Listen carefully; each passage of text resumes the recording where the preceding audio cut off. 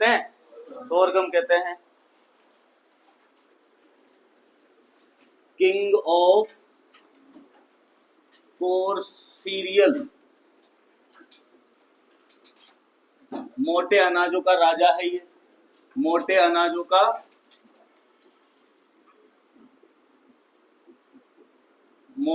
का राजा है। तो एक चीज हमें ये पता लग गई कि ये जो है मोटा अनाज है। क्या है? मोटा अनाज है। अब बात कर लेते हैं वैज्ञानिक नाम की। तो इसका वैज्ञानिक नाम है सोरगम बाइकलर। सोरगम बाइकलर इसका वैज्ञानिक नाम है। इसके कुल की बात करें, कुल इसका है ग्रेमिनी।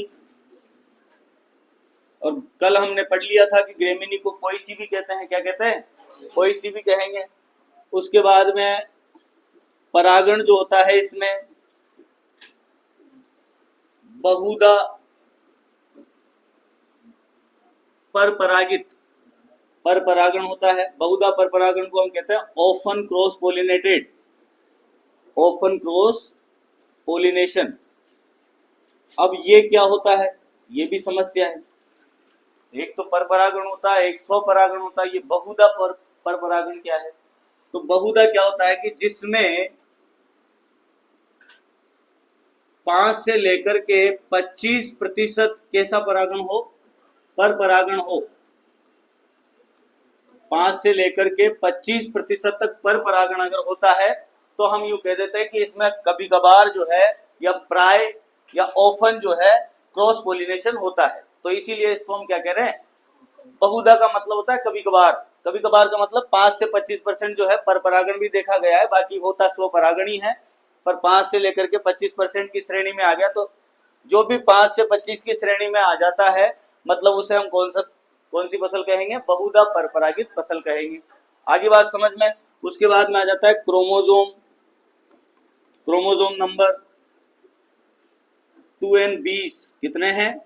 2n20 है। उसके बाद में बात करते हैं उत्पत्ति। उत्पत्ति जो है इसकी अफ्रीका। उत्पत्ति क्या है इसकी? अफ्रीका इसका उत्पत्ति स्थान है।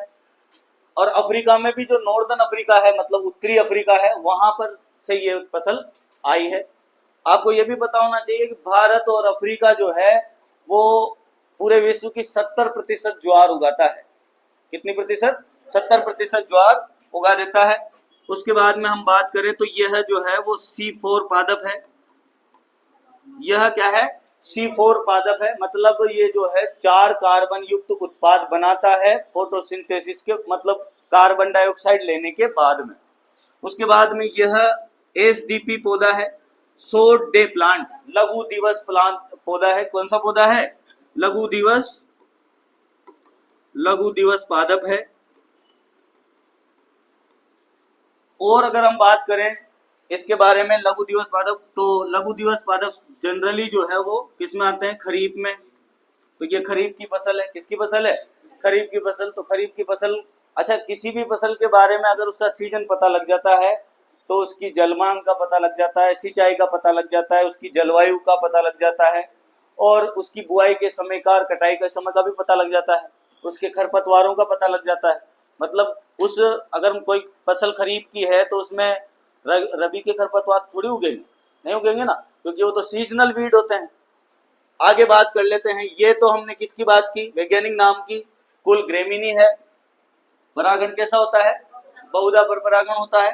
क्रोमोसोम नंबर कितने हैं? 2n20। और उत्पत्ति क्या है इसकी? अफ्रीका है। और C4 पादप है। C4 पादप में एक और आता है गन्ना, मक्का। 3 याद रखो आप, ज्वार, गन्ना और मक्का। ठीक है, ये 3 में से अभी जेट में जो है बायोलॉजी में क्वेश्चन ऐसे ही पूछ लिया जाता है कि निम्न में से कौन सा जो है C4 पादप है। ऐसे क्वेश्चन जेट में आए हुए हैं। और लघु दिवस पौधा है। लघु दिवस का मतलब क्या होता है?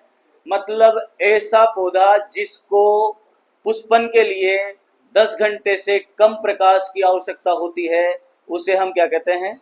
लघु दिवस पौधे कहते हैं। मतलब ये SDP, LDP, कल जो हमने पढ़ा था गेहूं, वो क्या था? LDP था। IDP और DNP। ये पौधों का वर्गीकरण होता है जलवायु के आधार पर। किसके आधार पर? जलवायु में हम वर्गीकरण देखते हैं प्रकाश के आधार पर, प्रकाश के समय के आधार पर, उसे फोटो पीरियोडिज्म कहते हैं। क्या कहते हैं? फोटो पीरियोडिज्म या प्रकाश प्रदीप्तिकालिता। क्या कहते हैं? प्रकाश प्रदीप्तिकालिता। तो ये जो वर्गीकरण दिया है वो गार्नर नामक वैज्ञानिक ने दिया है। किसने दिया है? गार्नर नामक वैज्ञानिक ने सोयाबीन और तंबाकू पर ये प्रयोग किए हैं। उसके बाद में उसने दो भागों में बांटा था, एसडीपी और एलडीपी। फिर उसके बाद में एग्रीकल्चर के अकॉर्डिंग हमने जो है इन्हें 4 भागों में बांट दिया। तो ऐसे पौधे जिनमें 10 घंटे से कम प्रकाश की आवश्यकता होती है उन्हें हम क्या कहते हैं? लघु दिवस पौधे कहते हैं। नेक्स्ट आगे बढ़ते हैं।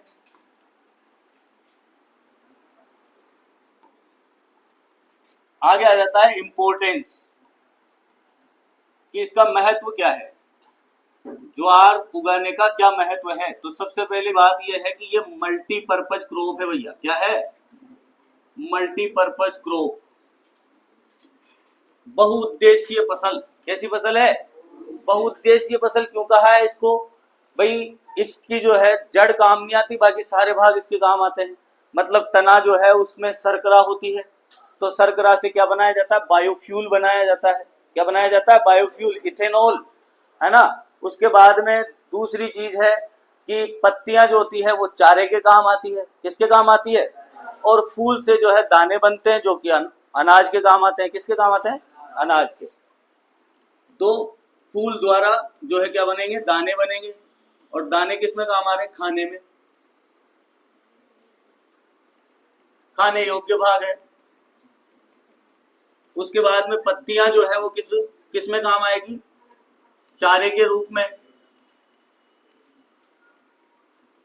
उसके बाद में आता है तना, शर्करा युक्त, शर्करा युक्त होता है। तो इससे क्या बनाते हैं? इथेनॉल बनाते हैं। क्या बनाते हैं? इथेनॉल को हम क्या कहते हैं? बायोफ्यूल। इथेनॉल को क्या कहते हैं? बायोफ्यूल कहते हैं। इथेनॉल से ही जो है वो आपका वो कोरोना के टाइम पे हाथ साफ करने का बना था ना, क्या कहते हैं उसको? सैनिटाइजर। वो इथेनॉल से ही जनरली बन के आता है। अपने यहाँ इथेनॉल की फैक्ट्री जो है वो श्री गंगानगर में है। कहाँ पर है? श्री गंगानगर में। वहां पर गन्ने से बनाया जाता है इथेनॉल। किससे बनाया जाता है? गन्ने से बनाया जाता है। आगे देख लेते हैं। महत्व की बात करें तो ये जो है सूखा प्रतिरोधी फसल है। कैसी फसल है? सूखा प्रतिरोधी फसल। इस फसल को जो है ना तो ज्यादा तापमान से फर्क पड़ता है, और अगर मान लो इसमें पानी भर भी जाए जब भी इसके फर्क नहीं पड़ता। मतलब धान के बाद में दूसरी फसल ऐसी है जो प्रकाश मतलब जो पानी के भराव को सहन कर लेती है। तो धान के बाद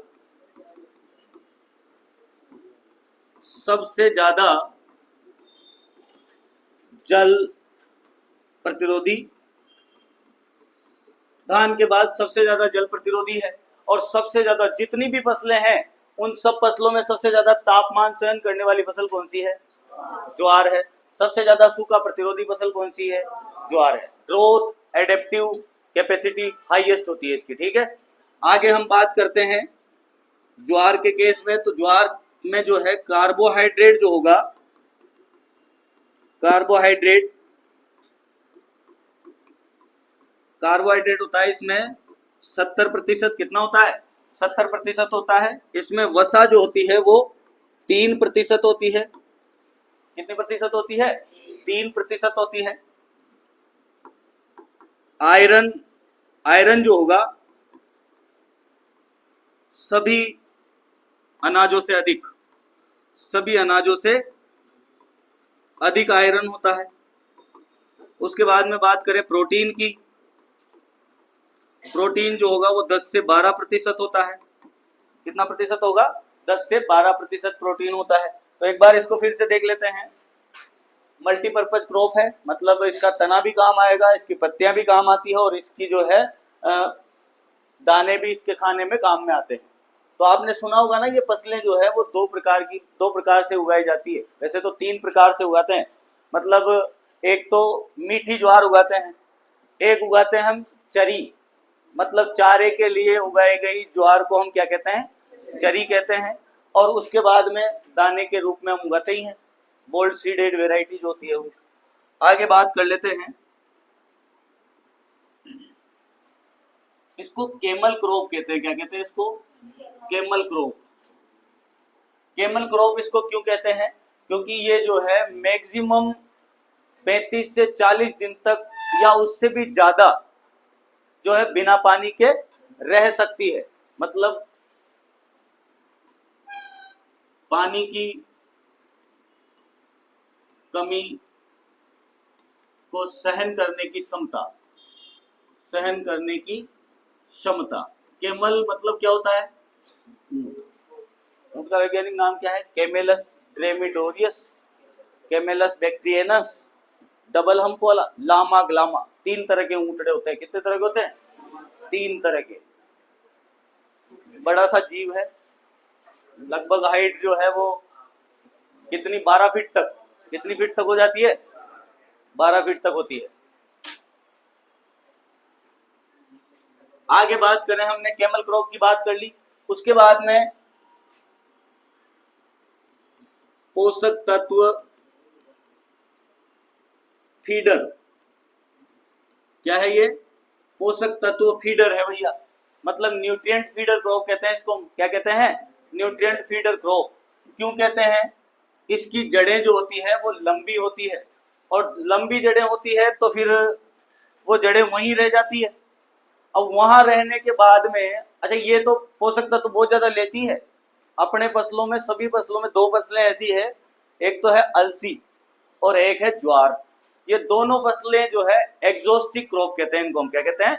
एग्जॉस्टिक। मतलब ये जो है ज्यादा मात्रा में पोषक तत्व लेती है। अब ज्यादा मात्रा में पोषक तत्व कैसे लेती है? तो क्या होती है, इसकी इनकी जो जड़ें होती है, जड़ें गहरी, अब जड़ें वहीं रह जाती है, तो उन जड़ों का जो है CN रेशियो होता है 80:1, अधिक होता है। क्या होता है? अधिक। अब अधिक होगा तो सूक्ष्म जीव, अगर CN रेशियो ज्यादा होता है तो सूक्ष्म जीव जो होते हैं उनकी क्रियाशीलता, सूक्ष्म जीव एक्टिविटी, माइक्रो ऑर्गेनिज्म एक्टिविटी जो है वो बढ़ जाती है। मतलब जिससे क्या है, वो क्या करते हैं, जो उपलब्ध नाइट्रोजन है, क्या है? उपलब्ध नाइट्रोजन, उपलब्ध नाइट्रोजन को क्या कर देते हैं? स्थिर कर देते हैं। स्थिर कर देंगे, स्थिर नाइट्रोजन में परिवर्तन कर देते हैं, या हम कह सकते हैं अनुपलब्ध कर देता है। क्या कर देता है? अनअवेलेबल फॉर्म में लेके चला जाता है।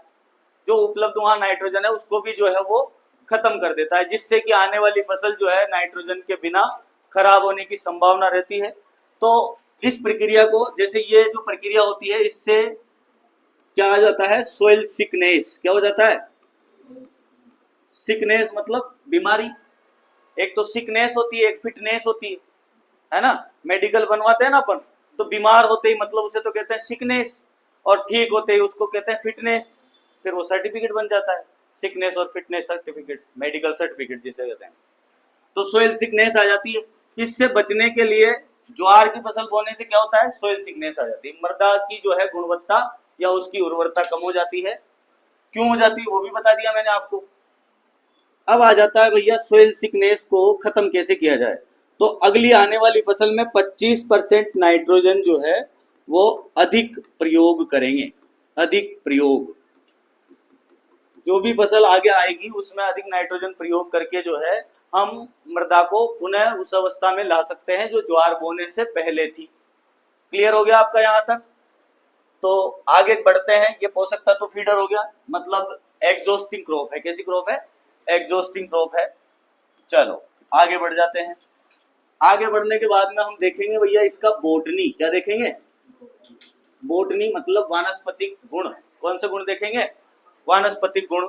अब वानस्पतिक गुण में हमने क्रोमोसोम नंबर तो इसके देख ही लिए, पहले देख लिए ना, 2n20 है। कितने हैं? 2n20। मतलब ज्वार जो है वो कितने प्रकार की होती है? ज्वार 2 प्रकार की होती है। एक को तो हम ऐसे कह देते हैं कि भैया खरपतवार, और एक को हम कह देते हैं क्या? एक को तो क्या कहते हैं हम? खरपतवार। और एक को क्या कहते हैं? फसल। खरपतवार का नाम है सोरगम हेल्पेंस। सोरगम हेल्पेंस है, मतलब इसे कहते हैं बरू घास। क्या कहते हैं? बरू। बरू घास कहते हैं, या दूसरी भाषा में इसका नाम जॉनसन घास है। भाई क्या है? जॉनसन घास, ठीक है, जॉनसन घास है। उसके बाद में अपने पास फसल है, उसका नाम क्या है? सोरगम बाइकलर, सोरगम बाइकलर है। ये इसका क्या है? वर्गीकरण मैंने यहाँ पर आपको बता दिया। ये क्या है? फसल है, और ये खरपतवार है। ये क्या है? खरपतवार। और भी कई सारी वेराइटीज होती है, जैसे सोरगम काफिर। सोरगम काफिर जो होता है, मतलब ये ऐसा जीन है जो नरबंदिता लाता है, ये जीन उसी में पाया जाता है। चलो, ऐसे और भी कई सारी ज्वार होती है अलग अलग कंट्रीज में। आगे बढ़ते हैं। इसका फल जो है वो क्या है? सभी ग्रेमिनी कुल का फल कैरियोप्सिस होगा। उसके बाद में हम बात करें पुष्पक्रम की, तो पुष्पक्रम इसका जो है खुला पेनिकल है। क्या है? खुला पेनिकल, जिसे हम वीड कह देते हैं। क्या कह देते हैं? वीड। आगे बात समझ में? खुला पेनिकल होता है, ओपन और ओपन क्रॉस पॉलिनेशन उसमें देखने को मिलता है। ये बॉटनी मैंने आपको पहले बता दी थी। अब हम बात कर लेते हैं इसकी जड़ें, और इसमें जो पत्तियां बन रही है, और एक पुष्पक्रम बनता है। ये जो ऊपर वाली लीफ होती है, इसको हम क्या कहते हैं? Flag leaf. क्या कहते हैं? सबसे ऊपर वाली पत्ती को क्या कहते हैं? Flag leaf. सब में बताया ही है मैंने आपको। ये पत्तियां जो होती है, इनके बारे में हम विस्तार से जानेंगे। और जड़ें क्या क्या काम करती है? जड़ें कौन सी होगी इसमें? अपस्थानिक। कौन सी जड़ें होगी? अपस्थानिक जड़ें होंगी। उसके बाद में इसको सपोर्ट देने के लिए जो जड़ बनती है यहाँ पर, उसको हम क्राउन रूट कहते ही हैं। क्या कहते हैं? क्राउन रूट कहते हैं। ये चीज आपकी कंप्लीट होने के बाद में आगे बढ़ेंगे। अब देख लेते हैं, इसमें एक चीज बनती है धुरीन, और इसके पौधे में क्या क्या महत्व है इस पौधे का? सबसे इंपॉर्टेंट चीज है, ये जड़ें जो होगी, ये लेगी भैया क्या? फास्फोरस। क्या लेगी? फास्फोरस इन्होंने ले लिया। फास्फोरस लेने के बाद में जड़ों में क्या निर्मित होने लग जाता है? ब्यूटीन।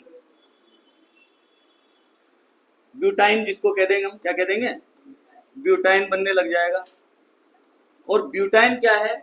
किसी भी अनाज में या पत्तियों में स्वाद लाने का काम करता है। किसका काम करता है? स्वाद लाने का काम करता है। तो अगर मान लो ये कम सांद्रता में है, अमीनो अम्ल है, ये क्या है? अमीनो अम्ल। अगर मान लो कम सांद्रता में है, तो ये पत्तियों का स्वाद बढ़ाता है। इसीलिए जो है ज्वार को चरी के रूप में भी उगाया जाता है।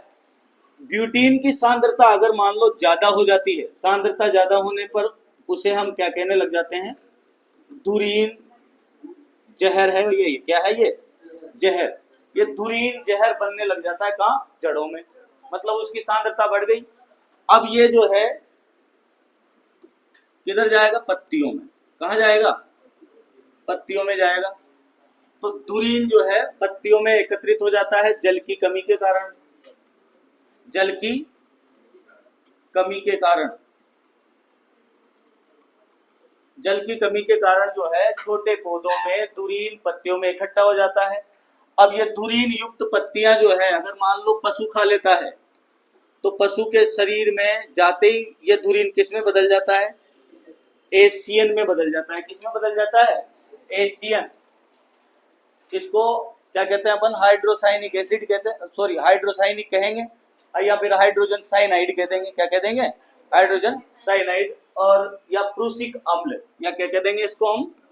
प्रूसिक अम्ल कह देंगे, प्रूसिक एसिड।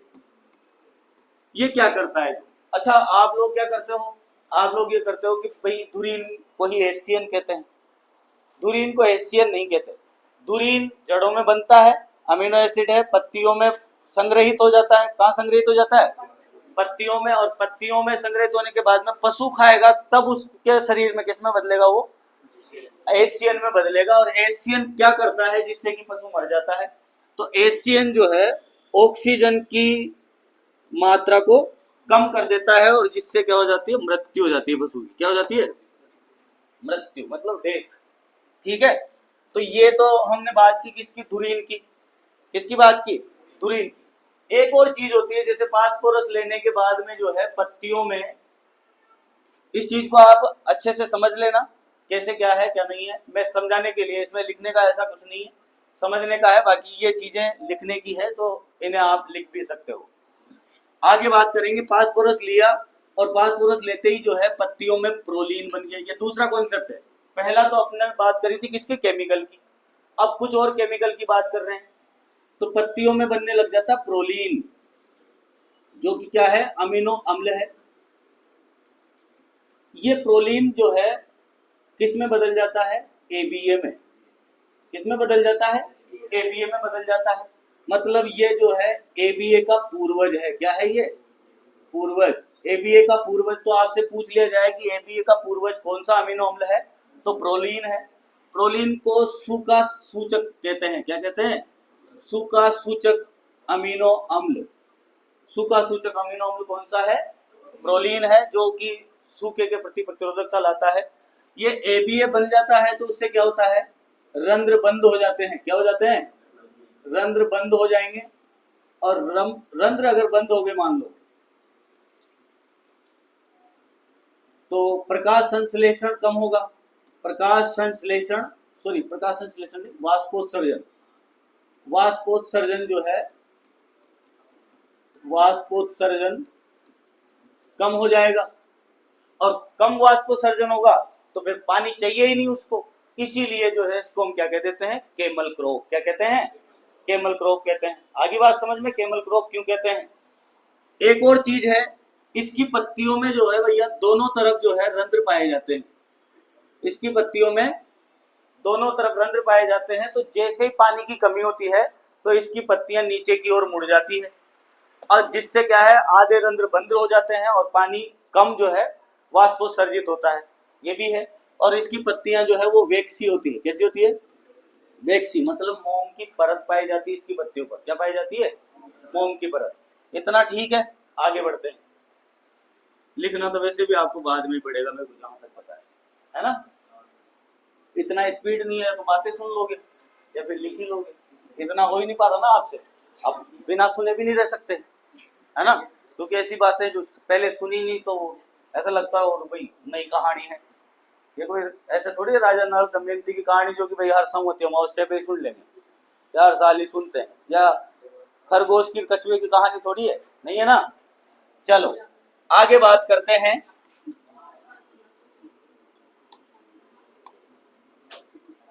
ये हमने कहां तक पढ़ा है, बोटनी तक पढ़ लिया। अब आ जाता है भैया क्लाइमेट, जलवायु। क्या आ जाता है, तो जलवायु कैसी है इसकी, गर्म व शुष्क। कैसी जलवायु है, गर्म व शुष्क जलवायु इसको कह सकते हैं। मतलब ऐसी जलवायु कहाँ मिलती है, सेमी एरिड, अर्ध शुष्क क्षेत्रों में। कहाँ मिलेगी, अर्ध शुष्क व शुष्क क्षेत्रों में। वैसे कोई दिक्कत नहीं है इसके, मक्का से बढ़िया फसल है। कैसे, मक्का से ज्यादा पानी भराव क्षमता सहन कर सकती है और मक्का से ज्यादा सूखा सहन कर सकती है कि नहीं है।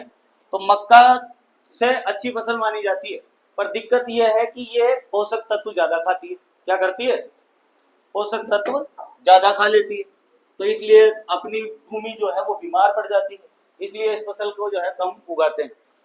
आपको एक और चीज मैं बता दूं कि ये जो है भारत की तो तीसरी मुख्य फसल है ना, और विश्व की कौन सी है, चौथी मुख्य फसल है। भारत की तीसरी और विश्व की चौथी मुख्य फसल है ये ज्वार। क्या कहते हैं इसको, ज्वार। अब आगे आ जाते हैं तापमान। इसमें मैं एवरेज तापमान आपको लिखा दूंगा, एवरेज है 28 से 31 डिग्री सेंटीग्रेड, ये एवरेज है। मैक्सिमम 40 हो सकता है और मिनिमम 15 भी हो सकता है, जिसमें आराम से ये वृद्धि करेगी। तो ये क्या है, औसत तापमान है इसकी वृद्धि के लिए, औसत ताप। क्लियर। उसके बाद में बात करें हम वार्षिक वर्षा। वार्षिक वर्षा एनुअल रेनफॉल जो होगी वो 450 से 650 mm इतनी होनी चाहिए, क्योंकि इसकी जलमांग भी यही है। तो जलमांग इतनी है तो इतनी वर्षा जहां होती है वहां पर ये आराम से उग सकती है। बात करें आगे मिट्टी की, तो मिट्टी जो है इसके लिए रेड सोइल भी ठीक है। लाल मिट्टी इसलिए ठीक है भैया कि ये फसल को जो है आयरन पसंद है। क्या पसंद है? आयरन। आयरन पसंद है तो मतलब ज्यादा से ज्यादा खाएगी, इसीलिए तो इसके दानों में आयरन ज्यादा पाया जाता है। सभी अनाजों में सबसे ज्यादा आयरन किसमें? इसमें। तो आयरन पसंद। अब लाल मिट्टी में क्या होता है? आयरन होता है कि नहीं होता है? इसीलिए तो लाल होती है। तो मिट्टी लाल किसकी वजह से हो रही है? आयरन। अकेले आयरन की वजह से लाल हो जाती है क्या? नहीं। अरे हीमेटाइट कहते हैं उसको। क्या कहते हैं? कौन सा खनिज है? हीमेटाइट के कारण मिट्टी का रंग लाल होता है। और अगर उसमें पानी मिला दिया जाए, पानी के माध्यम से अगर टूट जाए हीमेटाइट, तो लाइमोनाइट में टूटता है। किसमें टूटता है? तो मिट्टी जो है हल्की पीली लाल दिखाई देती है। तो लाल पीली मिट्टी किधर पाई जाती है? हल्दी घाटी में, डूंगरपुर में। कहाँ पाई जाती है? डूंगरपुर में, हल्दी घाटी में पाई जाती है। इसके लिए जो है हल्की काली मिट्टी भी उपयुक्त रहती है। हल्की काली मिट्टी उपयुक्त रहेगी। ये हमने किसकी बात कर ली? मृदा की बात कर ली। और तो बहुत सारी चीजें हैं। पीएच जो है सभी फसलों के लिए फिक्स ही है। 5.5 से लेकर के 8.5 के मध्य अगर पीएच रहेगा तो सभी पोषक तत्वों का अच्छे से अवशोषण हो सकता है। नेक्स्ट हम बात करेंगे बीज व बुआई। बीज व बुआई की बात कर लेते हैं। तो सबसे जरूरी चीज है समय पर बुआई करें भैया। समय पर बुआई। समय पर बुआई क्यों करें? ऐसा क्यों कह रहे हैं? आगे पीछे क्यों नहीं हो सकते? या फिर इसकी थोड़ी जल्दी बुआई करें? पर जल्दी तो कर नहीं सकते। क्यों नहीं कर सकते? खरीफ की फसल है, मानसून आएगा तभी बुआई करेंगे। मानसून तो जानते हो ना? मानसून जो है समुद्र से धरातल की ओर चलने वाली जलवाष्प वाली हवाएं क्या कहलाती है? मानसून कहलाती है। और मानसून कौन सा आता है? दक्षिणी पश्चिमी मानसून। कौन सा मानसून आता है? दक्षिणी पश्चिमी मानसून। समय पर बुआई करेंगे तो क्या होगा? इसमें कीड़े नहीं लगेंगे। इसका एक प्रमुख कीट है सूट फ्लाई। क्या है? Suit fly. और एक लगता है इसमें मिस। मिस का मतलब होता है छोटी मक्खी। क्या होता है? छोटी मक्खी। और सूट फ्लाई मतलब तना प्ररोह। तना प्ररोह मक्खी कहते हैं इसको। तना प्ररोह मक्खी। ठीक है। तो ये दोनों अगर लेट बुआई करते हैं तो इन दोनों का आक्रमण आ जाता है भैया। इसलिए जो है टाइम पर बोएं। और अगर मान लो पानी की उपलब्धता है तो थोड़ी जल्दी बुआई कर दे। अब बात करते हैं इसमें बुआई कब की जाएगी? मानसून के समय। मानसून के समय बुआई करेंगे। Onset of monsoon. मानसून जमने पर। उसके बाद में बीज दर। बीज दर कितनी काम में ली जाती है? तो भैया 8 से 10 किलोग्राम प्रति हेक्टेयर ये सामान्य बीज दर है। ठीक है। उसके बाद में बात करें कि सर अगर मान लो चारा के रूप में बोए तो फिर कितनी बीज दर? तो चारा के रूप में बोते हैं तो एक तो आ जाती है 8 से 10। किसके लिए? मल्टी कट के लिए। मल्टी कट मतलब ज्वार को बार बार काट लें, वो बार बार बढ़ जाए। तो ज्वार को बार बार काटने पर बढ़ जाती है ना ज्वार, इसीलिए ज्वार जो है वो रेटून फसल भी है। क्या है? इसे पेडी फसल भी कह देते हैं। क्या कह देते हैं? पेडी फसल। जैसे बैंगन भी काटने के बाद में दोबारा बढ़ जाता है, गन्ना भी काटने के बाद में दोबारा बढ़ जाता है, और ज्वार भी काटने के बाद में दोबारा बढ़ जाती है। इसीलिए इनको हम क्या कहते हैं? पेडी फसल। क्या कहते हैं? पेडी फसल। ऐसी फसल जो काटने के बाद में तुरंत उससे दोबारा फसल ली जा सके, उसे हम क्या कहते हैं? पेडी फसल कहते हैं। अब 8 से 10 हो गया। उसके बाद में आ जाता है भैया सिंगल कट। इसमें कितना काम में लिया जाता है? 25 किलो। ये किस में काम में लेंगे? एकल कट। एक तो मल्टी कट हो गया, एक सिंगल कट हो गया, और एक सामान्य। सामान्य जो है, सामान्य बीज दर के लिए हम काम में लेंगे 40 किलोग्राम पर हेक्टेयर। ये काय की बात कर रहे हैं हम? चारा। चारे को क्या कहते हैं? चरी। क्या कहते हैं? चरी कहते हैं। आगे बात समझ में? अब थोड़ा क्या जल्दी जल्दी में अपन ऐसी चीजें भी मिस कर देते हैं। जैसे मैंने आज आपको संस्थान नहीं बताया इसका। इसका संस्थान जो है बीच में बता सकते हैं, ज्वार खत्म थोड़ी हुई अभी, है ना, नहीं हुई ना खत्म, तो खत्म नहीं हुई तो ज्वार की बात कभी भी कर सकते हैं अपन ज्वार के पीरियड में, ठीक है। संस्थान इसका कहाँ पर है? हैदराबाद में है भैया। कहाँ है? हैदराबाद में। पहले IRI दिल्ली में था, उसके बाद में इसको ट्रांसफर कहाँ कर दिया? हैदराबाद में कर दिया। अच्छा, इसके बारे में अगर मान लो बात करें तो एक इंटरनेशनल संस्थान भी है, इक्रिसेट, पट्टनचेरू हैदराबाद में। कहाँ पर है? पट्टनचेरू हैदराबाद में है। अच्छा, एक बार तो ऐसे क्वेश्चन आया था, इक्रिसेट है, क्या क्वेश्चन आया? इक्रिसेट है, तो उसमें आंसर था अंतरराष्ट्रीय संस्थान। क्या है वो? अंतरराष्ट्रीय संस्थान है। मतलब भारत में एक ही इंटरनेशनल इंस्टीट्यूट है एग्रीकल्चर का, वो कहाँ पर है? हैदराबाद, जिसको हम क्या कहते हैं? इक्रिसेट। ऐसे ही दिया हुआ था उसने, इक्रिसेट है, तो उसमें ऑप्शन दिए हुए थे, भारतीय संस्थान, अंतरराष्ट्रीय संस्थान, ऐसे कुछ ऑप्शन उसमें थे। ये हमने बात कर ली किसकी? बीज दर की। बीज की गहराई क्या रखते हैं? गहराई होती है भैया 5 से 7 सेंटीमीटर। कितनी गहराई होगी? 5 से 7 सेंटीमीटर इसकी गहराई होती है। अगर हम बात करें पादपों की संख्या, पादप संख्या कितनी होती है इसके लिए, तो 1,82,000 ये संख्या 1 हेक्टेयर में लगती है, प्रति हेक्टेयर। ज्यादा कम हो सकती है भैया, हम कौन सा जो है गिन गिन के डाल रहे हैं, तो वैसे 1.5 लाख से लेकर के 2 लाख के बीच में रहती है, पर 1,82,000 अगर उचित दूरी से लगाया जाए तो दूरी क्या होगी? दूरी जो होती है वो होती है भैया 45 इंटू 12। कितनी होती है? 45 इंटू 12 सेंटीमीटर। और अगर बात करें चरी के लिए, तो चरी के लिए क्या दूरी रहेगी? जैसे ये दूरी तो नहीं पूछी जाएगी, पर चरी के लिए पूछ सकता है वो, क्योंकि कॉमन सी बात है कि चरी के लिए तो पास पास लगाएंगे, चारे के लिए फसल को पास पास लगाते कि नहीं लगाते। तो ऑप्शन ऐसे हो सकते हैं कि इससे ज्यादा हो 45 या इससे ज्यादा हो, तो आप अपने आप ही निकाल सकते हो कि ज्यादा तो हो ही नहीं सकती, है ना। तो कॉमन सेंस भी लगाना पड़ता है कभी कभी पेपर में। तो इसमें होता है 30 इंटू 10। कितना होता है?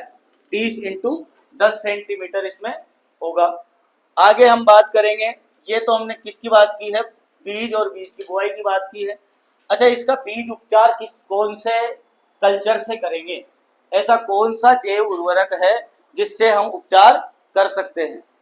तो इसके लिए जो जैव उर्वरक होता है वो होता है एजोस्पाइरिलम। क्या होता है? एजोस्पाइरिलम होता है, जिसकी मात्रा हम काम में लेते हैं 200 ग्राम प्रति 10 किलो बीज। कितनी काम में लेते हैं? 200 ग्राम प्रति 10 किलो बीज काम में लेंगे एजोस्पाइरिलम।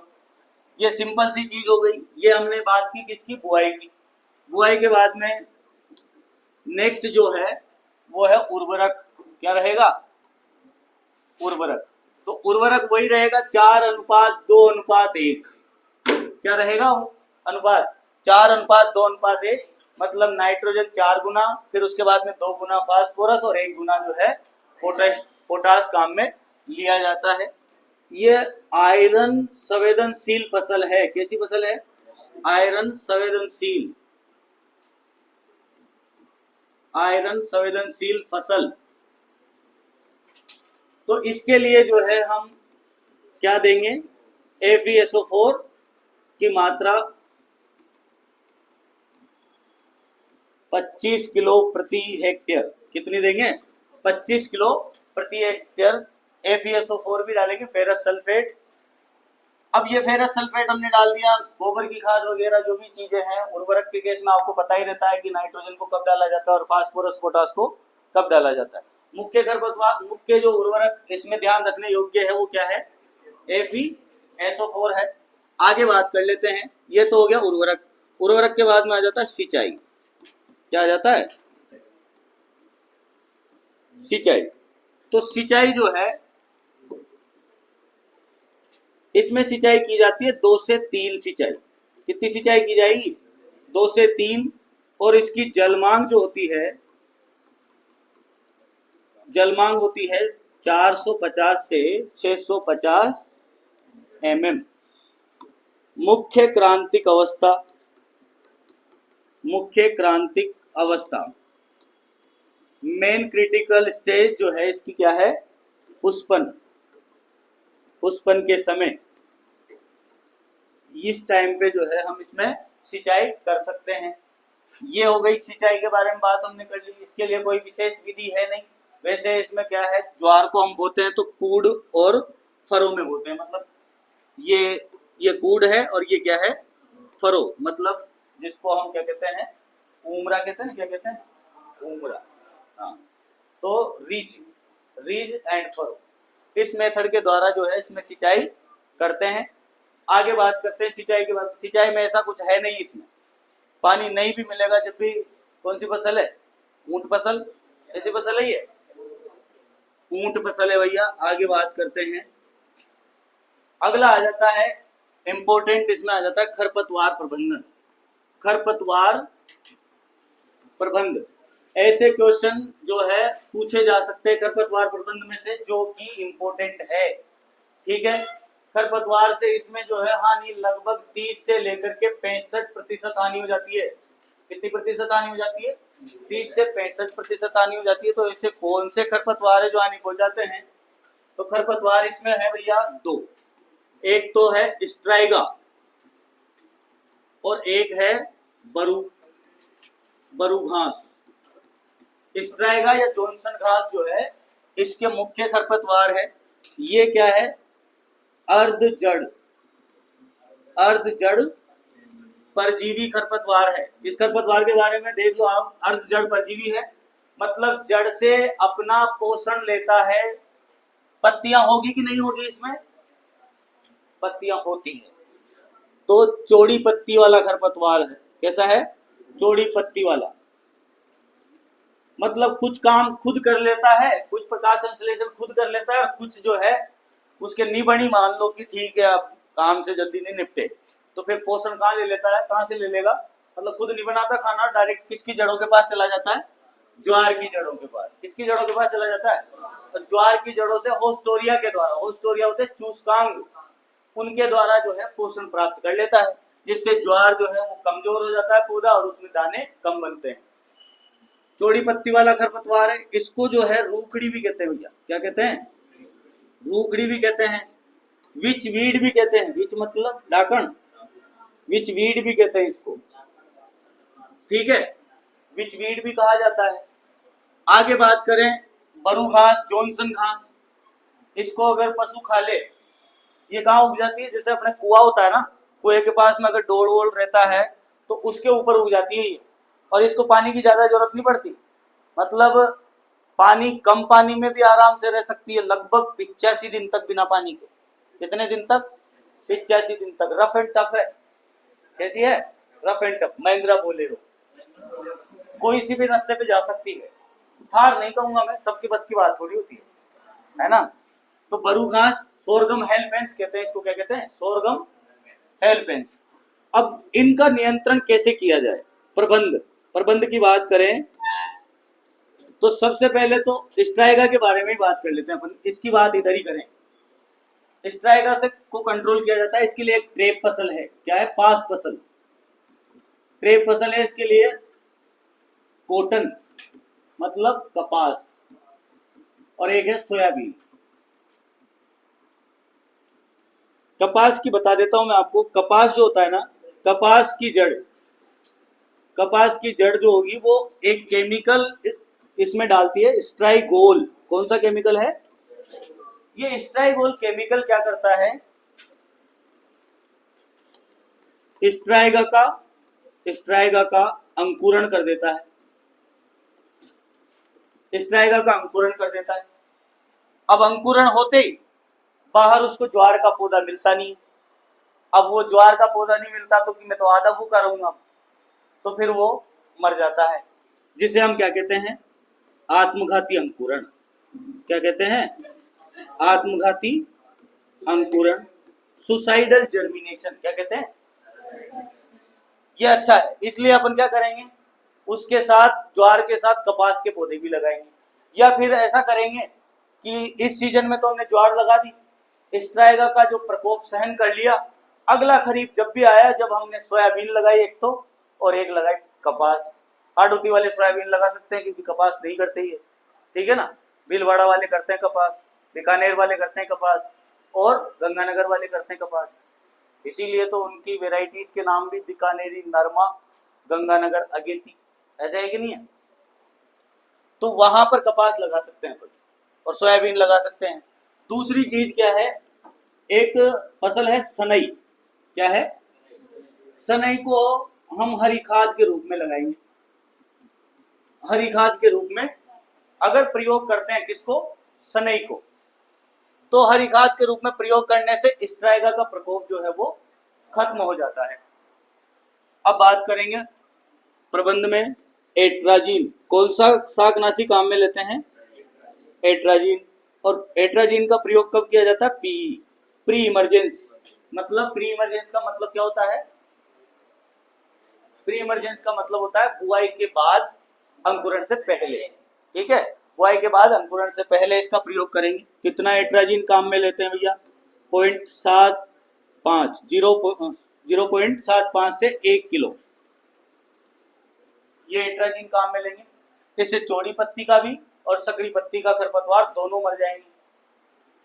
2,4-D भी काम में लेते हैं, पर 2,4-D जो है भैया इसलिए काम में नहीं लेते।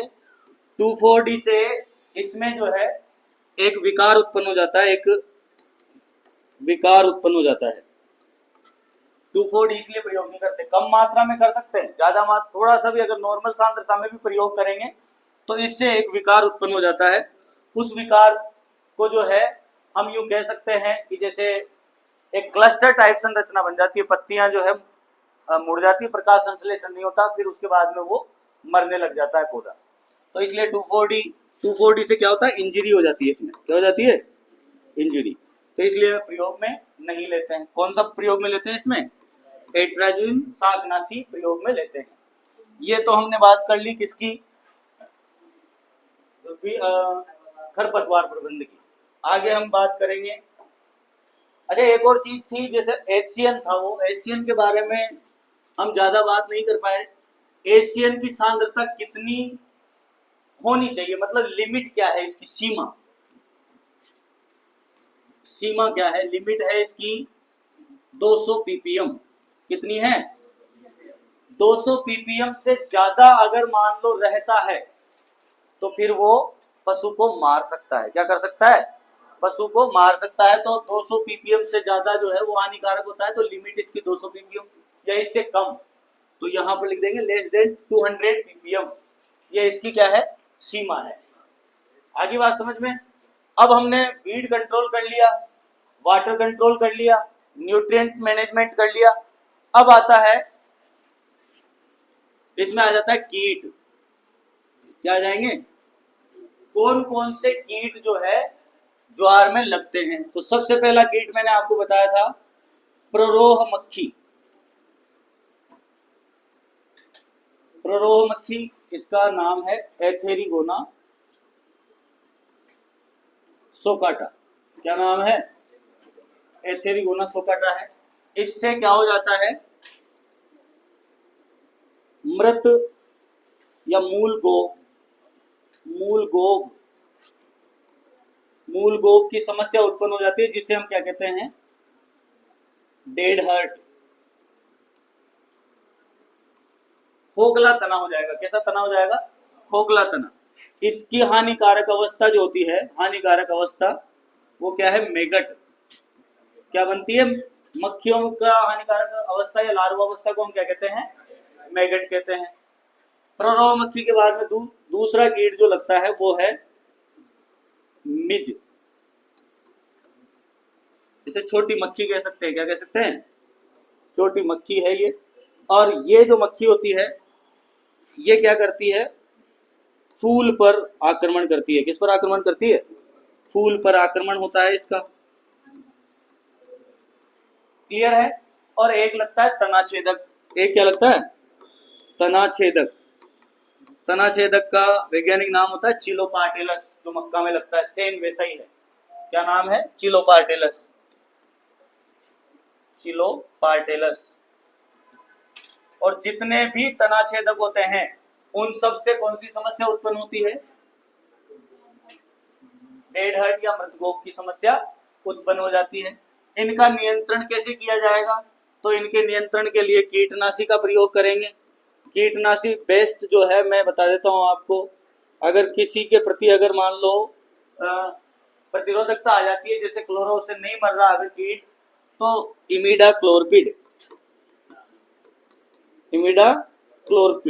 अच्छा एक और चीज बताऊं मैं आपको, अगर मान लो सभी कीटनाशियों के प्रति अगर मान लो प्रतिरोधकता आ जाती है तो फिर फाइनल ब्रह्मास्त्र क्या होगा कीटों को मारने के लिए? कीटों को मारने के लिए ब्रह्मास्त्र क्या होगा? एक दवा है पिप्रोनिल। क्या है? पिप्रोनिल जो है ये सभी के प्रति अगर मान लो प्रतिरोधकता आ जाए तो फिर इस दवाई का प्रयोग किया जाता है। मतलब ये कीटनाशी हम प्रयोग कर सकते हैं। आगे बढ़ते हैं। अब आ जाता है रोग। क्या आ जाता है? रोग एक ही भैया, इसमें एक ही रोग है, स्मट।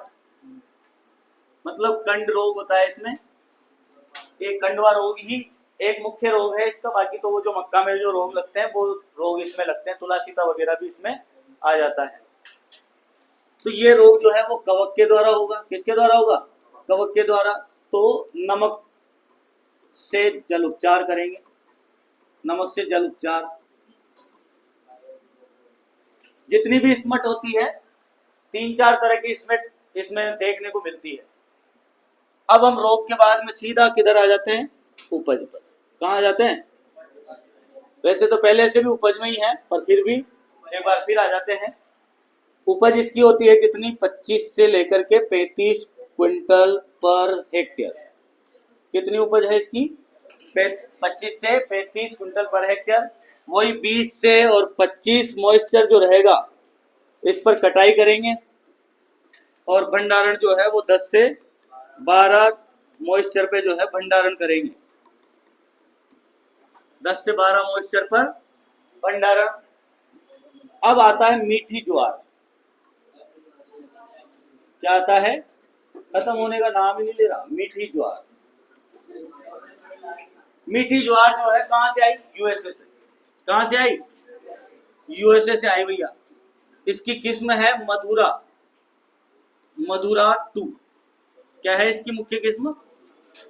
और अगर मान लो कहीं आपको दिख जाता है एसएसवी सीरीज, तो मतलब ये भी किसकी है? मीठी ज्वार की किस्में है। मीठी ज्वार से क्या प्राप्त होती है? शर्करा। लगभग जो है वो 17% तक शर्करा प्राप्त हो जाती है। कितने प्रतिशत तक? 17। और इससे हम क्या बनाते हैं? बायोफ्यूल। मीठी ज्वार से क्या बनाते हैं? बायोफ्यूल बनाते हैं भैया। क्या बनाते हैं? बायोफ्यूल, मतलब इथेनॉल बनाते हैं। मीठी ज्वार बहुत कम की जाती है, ज्यादा नहीं की जाती, पर यूएसए में तो की जाती है। मीठी ज्वार के बाद में चरी के बारे में तो मैंने आपको बता ही दिया कंप्लीट। चरी 60 दिन की ज्वार होगी तब उसकी कटाई करते हैं, सिंचाई करके उसकी कटाई करनी पड़ती है। ये चीजें हैं। अब लास्ट जो बचा है अपने पास किस्में। किस्में तो किस्में ज्वार में, ज्वार में कौन कौन सी किस्में हैं? इसमें अलग अलग सीरीज चलती है। CSH। कौन सी सीरीज चलती है? CSH सीरीज चलती है। CSH1 जो है वो प्रथम संकर किस्म है, प्रथम संकर किस्म। और कब आई है? 1964 में, मक्का के 3 साल बाद। पहली कौन किसकी आई थी? मक्का की, 1961 में, है ना। मक्का के बाद में दूसरी इसी की संकर किस्म आई है, जो व्यापारिक किस्म थी, जो कमर्शियल वेराइटी है। उसके बाद में एक और सीरीज आती है इसमें, SPV। कौन सी सीरीज आती है? SPV सीरीज जो भी होती है उसमें संश्लेषित किस्में हैं। इनको हम कहते हैं कंपोजिट वेराइटी। कंपोजिट वेराइटी है भैया। और ये हाइब्रिड वेराइटी है। ये क्या है? हाइब्रिड है। हाइब्रिड और कंपोजिट मतलब संकुल। कंपोजिट का मतलब क्या है? संकुल। अंतर क्या है? इसमें 2 ही जनक होते हैं और इसमें 2 से ज्यादा जनक होते हैं। ये संकुल किस्म है। आगे बात समझ में? तो किस्में इसमें से याद मत करा करो कि बस रट्टा मार रहे हो, ये किस्म किसकी है, वो किस्म किसकी है। सिंपल सी चीज है सीरीज। ये हमें राज सीरीज, और इस राज सीरीज नहीं बोला मैंने, राज सीरीज। कौन सा? नहीं, बहुत सौ के मुंह में पानी आ जाता है इस चीज का नाम सुनने के बाद। एसपी भी इसकी वेराइटी है, ठीक है, और एसएसबी भी इसी की वेराइटी है। अगर कहीं देखने को मिले तो एसएसबी मीठी ज्वार, कौन सी ज्वार है? मीठी ज्वार है। अब आ जाता है चरी की किस्में। तो चरी में क्या होता है? एमपी चरी, पूसा चरी और राजस्थान चरी। कौन सी चरी की किस्में? एमपी चरी, पूसा चरी और राजस्थान चरी। एक और चीज इसमें ये रहती है कि ज्वार में अगर रबी की बुआई की जाए, ज्वार रबी में भी होती है क्या? हाँ, रबी की ज्वार जो है, अच्छा जो भी अगर रबी की किस्म रहेगी तो उसके पीछे क्या लगा रहेगा? जैसे मान लो CSH5, तो उसके पीछे क्या लग जाता है? आर। क्या लगा रहता है? आर लगा रहता है। तो आर का मतलब क्या हो जाता है? रबी। रबी ज्वार जो है वो सबसे ज्यादा कहाँ बोई जाती है? महाराष्ट्र में। कहाँ बोई जाती है? महाराष्ट्र में। उसके बाद में कर्नाटक में। कहाँ बोई जाती है? महाराष्ट्र और कर्नाटक में बोई जाती है। तो बुआई का समय क्या रहता है? रबी की ज्वार को कब बोएंगे? दिसंबर में नहीं बोएंगे, नवंबर में नहीं बोएंगे, लास्ट सितंबर। कब बोते हैं? लास्ट सितंबर में उसकी बुआई की जाती है। तो ये था भैया आपका ज्वार, ठीक है। हाँ, तो मतलब मेरी तो यही आशा है कि आपको बराबर समझ में आया होगा। अगर मान लो नहीं समझ में आता है तो आप डाउट जो है छोड़ सकते हो।